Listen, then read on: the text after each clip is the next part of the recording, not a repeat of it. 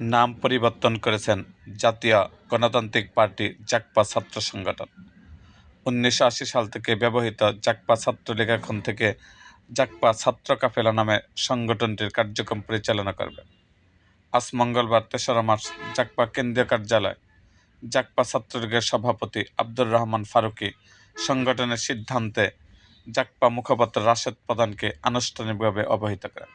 নাম পরিবর্তনের সিদ্ধান্তের ব্যাপারে জাকপা ছাত্রলীগ সভাপতি আব্দুর রহমান ফারুকী বলেন, জাকপা ছাত্রলীগ 1980 সালে মুসলিম জনতা শফিউল আলম প্রধানের হাতে সৃষ্টি জাতীয় গণতান্ত্রিক পার্টির জাকপা ছাত্র সংগঠন হিসেবে পরিচিত। 1990 এবং 24-এর গণঅভ্যুত্থান সহ দেশের স্বার্থে এবং গণতন্ত্রের লড়াই জাকপা ছাত্রলীগ সর্বদা বলিষ্ঠ ভূমিকা পালন করছে। দুর্ভাগ্যজনকভাবে ফ্যাসিবাদী আওয়ামী লীগের ছাত্র সংগঠন বাংলাদেশ ছাত্রলীগ দীর্ঘদিন ধরে সন্ত্রাসী ভূমিকা পালন করায় দেশের মানুষের মনে ছাত্রলীগ নামের প্রতি এক দুর্বিশ্ব ঘৃণার জন্ম হয়েছে।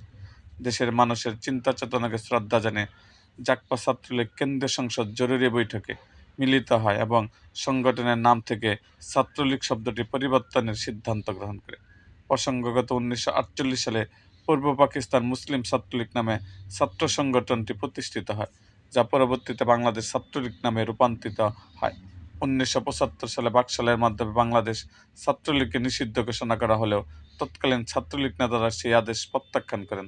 তারা তখন ছাত্রলীগ প্রধান নামে কার্যক্রম পরিচালনা করেন, যা 1980 সালে জাকপা ছাত্রলীগ নামে নামকরণ করা হয়েছিল। এরকম আরও ভিডিও পেতে আমাদের মুক্তাগাছার ইতিহাস মিডিয়া ইউটিউব চ্যানেলটিকে সাবস্ক্রাইব করুন এবং পাশে থাকা বেল আইকনটি বাজিয়ে দিন।